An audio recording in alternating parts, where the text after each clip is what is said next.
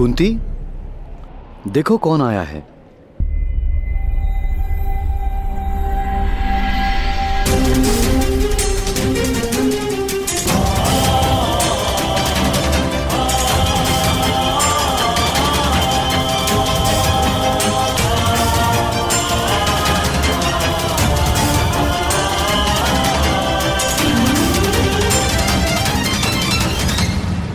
कौन है ये बालक?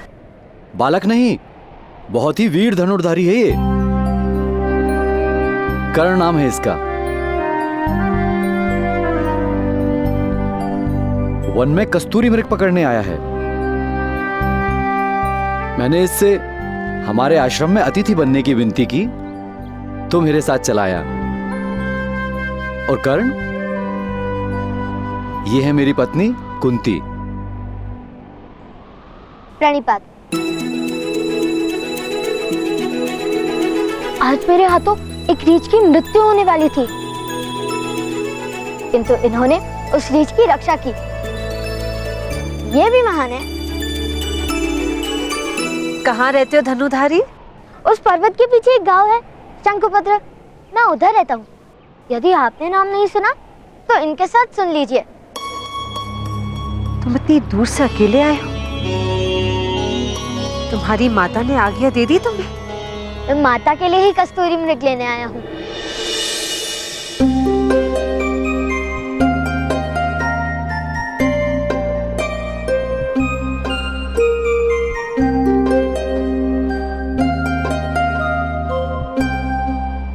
एक बात बताइए महोदय, आपके आश्रम में भोजन नहीं करते? अवश्य होता है पुत्र। क्यों? आपकी पत्नी यहाँ है तो भोजन कौन बनाएगा? पुत्र, भोजन मेरी दूसरी पत्नी बनाती है।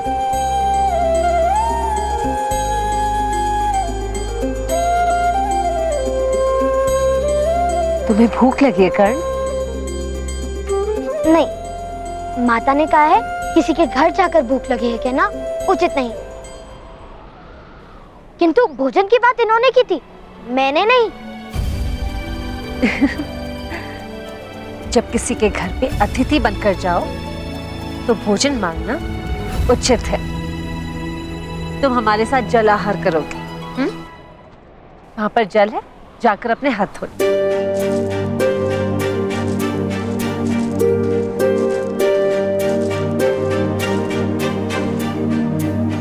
ये हमारे साथ भोजन करेगा?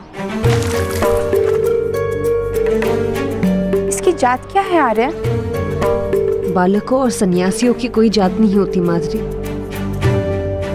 ये बालक है और हम सन्यासी, तो जात क्या पूछना?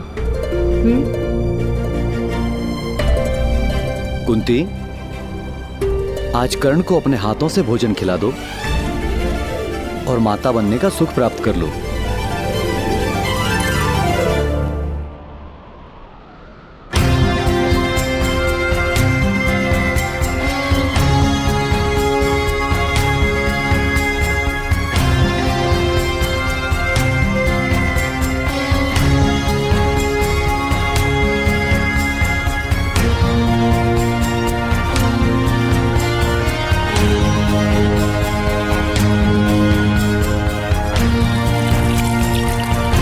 भ्राताश्री की रक्षा करना भगवान, और उन्हें शीघ्र एक कस्तूरी मेघ भी दिलाना।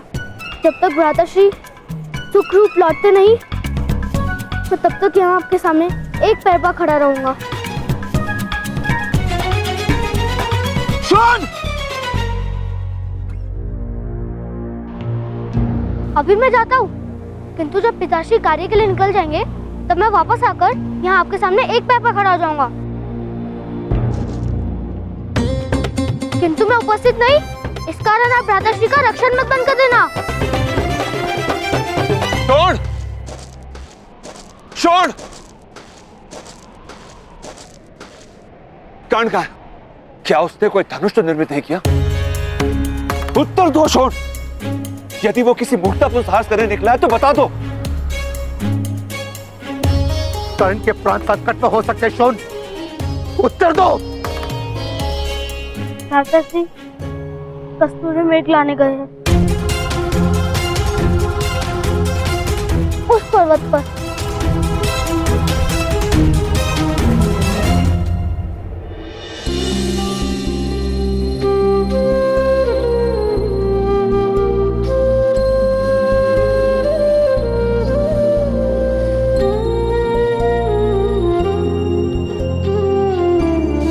माता, मुझे भी अपने हाथों से भोजन कराओ। कोई आवश्यकता नहीं है। दोनों 9 वर्ष के तो हो गए हो, गुरुकुल जाने का समय निकट है। मैं बड़ा हो गया हूँ ना, अपने हाथों से भोजन करता हूँ।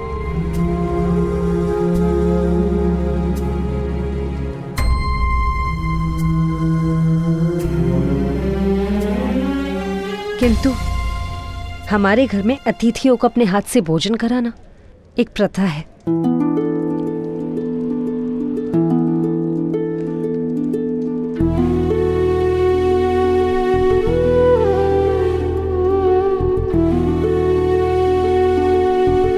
खा लो पुत्र।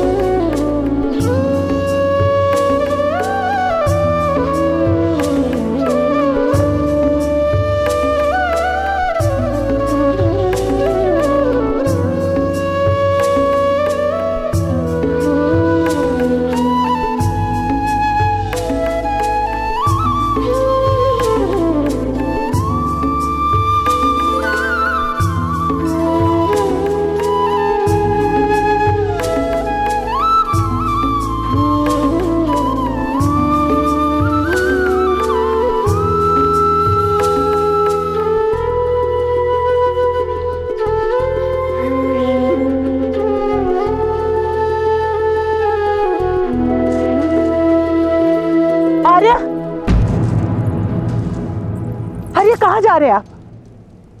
कर्ण आ जाएगा, उसकी इतनी चिंता करने की कोई आवश्यकता नहीं। सुनो राधा, सोनार के पास एक अज्ञानी हीरा लेकर गया। उसे मूर्ख बनाने के लिए सोनार ने उस हीरे को मिथ्या कहकर फेंक दिया। हीरा टूट गया। पास पड़े एक पत्थर ने पूछा, तुम तो वास्तव में हीरे टूट कैसे गए? हीरे ने उत्तर दिया, मेरा मूल्य जानते हुए भी मुझे मूल्यहीन कहा गया। मेरा हृदय टूट गया। कर्ण का मूल्य जानते हुए भी उसका हृदय मत तोड़ देना।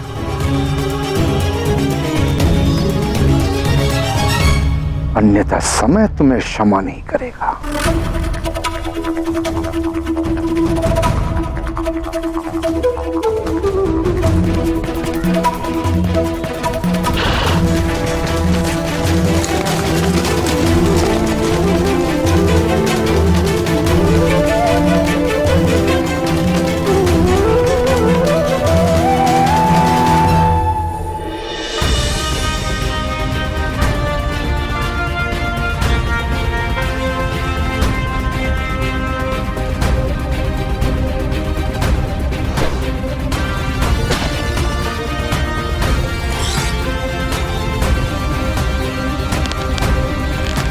धनुर्धारी, क्या मेरे सरसंधान की विधि उचित है?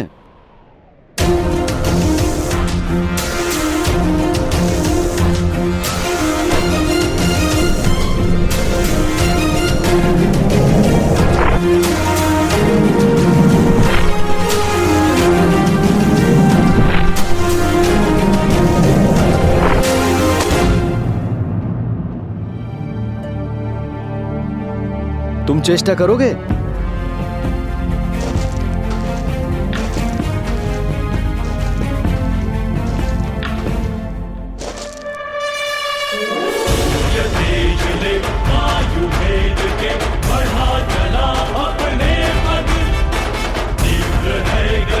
चाहे हो क्षति जीतना है।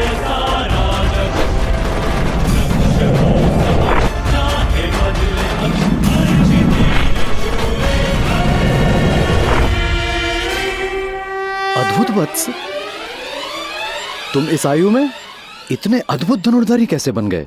मेरा तीर तो चला गया, आपका तीर लौटकर कैसे आया? क्योंकि मैंने उसे लौटने की आज्ञा दी थी पुत्र। आपके तीर आपकी बात मानते हैं? हाँ,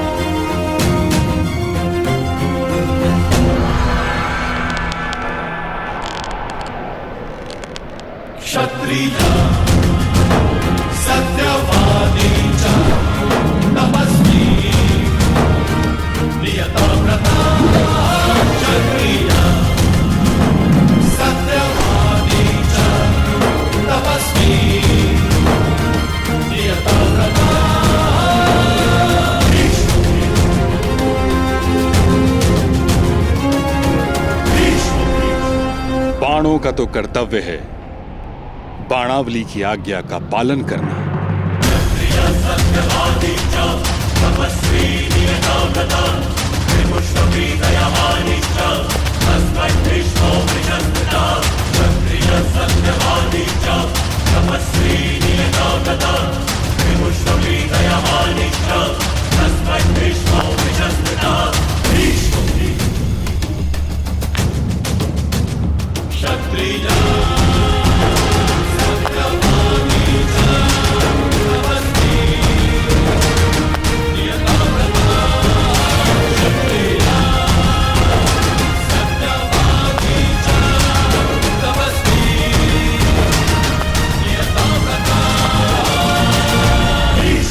प्रणिपात ताऊ श्री। आयुष्यमान भव, तुम दोनों का कल्याण हो। कुंती पुत्रवती भव।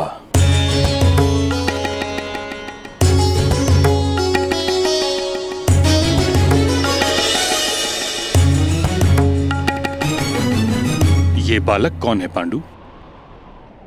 ताऊ अपने घर से भागकर कस्तूरी मृग पकड़ने आया है। मुझे वन में मिला तो इसे अतिथि बनाकर अपने साथ लाया। कर्ण, ये है मेरे ताऊ श्री महामहिम भीष्म।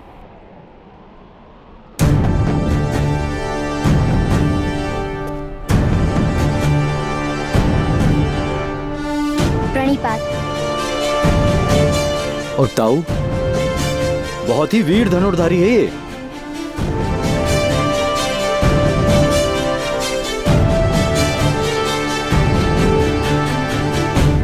शब्द और बाण दोनों पर जब तक पूर्ण अधिकार न हो उन्हें मुक्त नहीं किया जाता।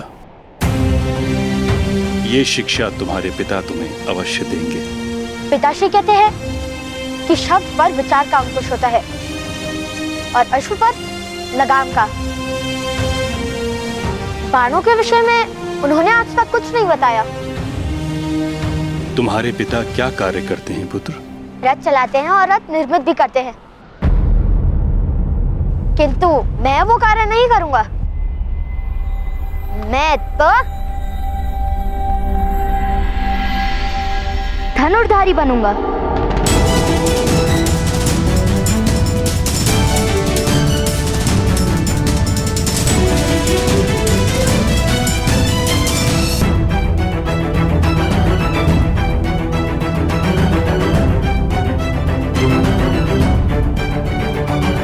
पुत्र का कर्तव्य होता है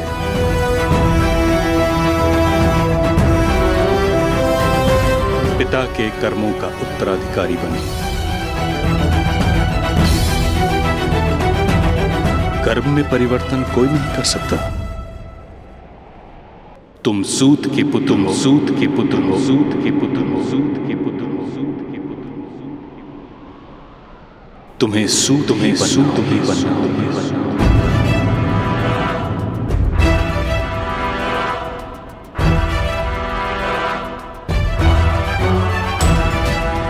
धनुर्विद्या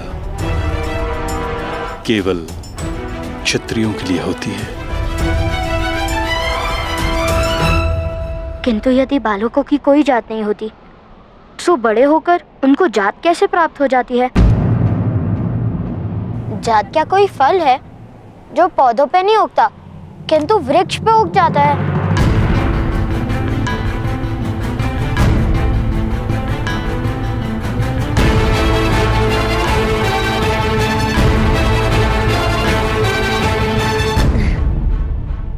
पुत्र, इतनी बुद्धि लगाओगे तो थक जाओगे। तुम्हें अपनी माताश्री के लिए कस्तूरी मृग लेने जाना है ना?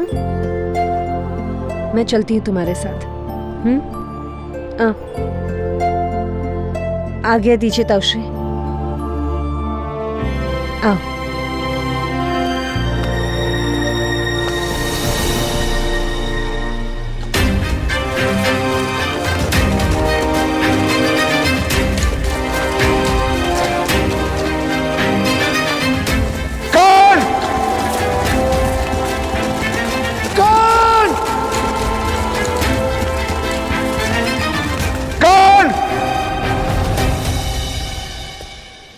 पुत्र पांडु, जी ताऊ।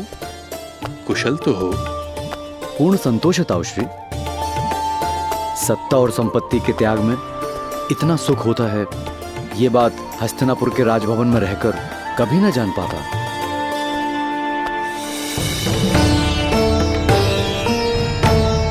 ताऊ, हिमालय की पर्वतमालाओं में प्रातःकाल जब सूर्य उगता है तो आत्मा की गहन गुफाओं तक उसका प्रकाश फैल जाता है।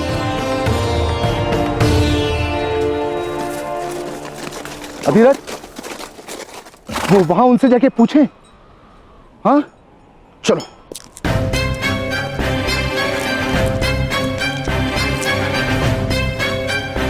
क्षमा कीजिए ऋषिवर, एक बालक इन पहाड़ों में कस्तूरी मृग पकड़ने आया है।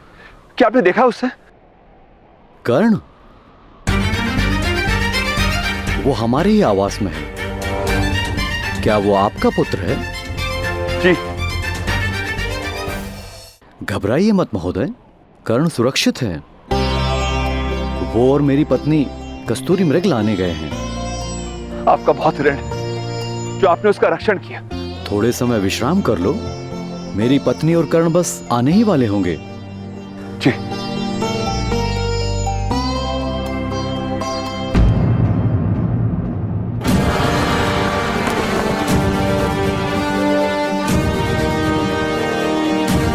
क्षमा कीजिए, किंतु ये वट वृक्ष का चिन्ह केवल एक ही मनुष्य के रथ पर शोभित होता है।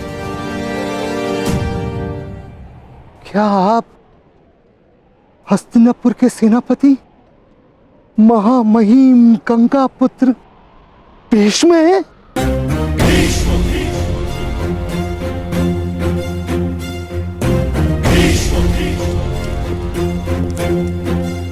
कल्याण हो पुत्र।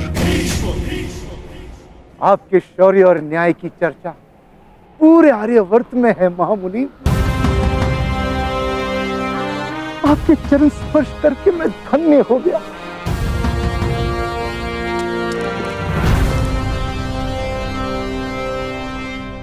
आप हस्तिनापुर के सम्राट पांडु हैं?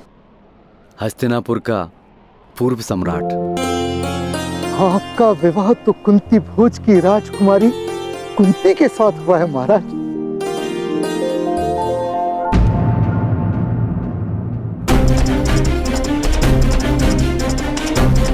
यदि ये बालक राजकुमारी की आंखों के सामने रहा तो शीघ्र ही वो लोकलाज की चिंता त्याग कर इसे अपना लेंगे और बहुत बड़ा अनर्थ हो जाएगा।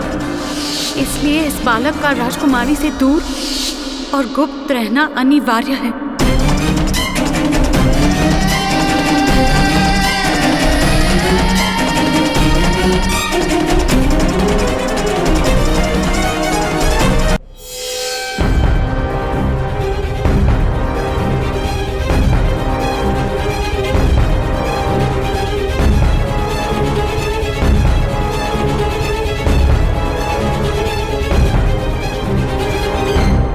कुंती, देखो कौन आया है।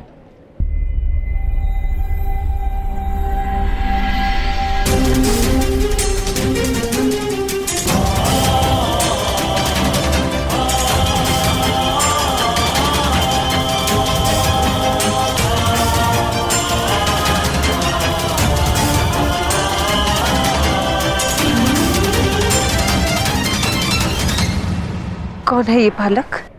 बालक नहीं, बहुत ही वीर धनुर्धारी है ये। कर्ण नाम है इसका। वन में कस्तूरी मृग पकड़ने आया है। मैंने इससे हमारे आश्रम में अतिथि बनने की विनती की तो मेरे साथ चला आया। और कर्ण, ये है मेरी पत्नी कुंती। प्रणिपात।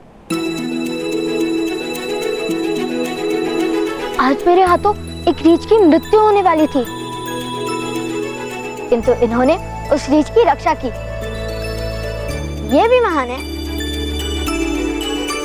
कहाँ रहते हो धनुधारी?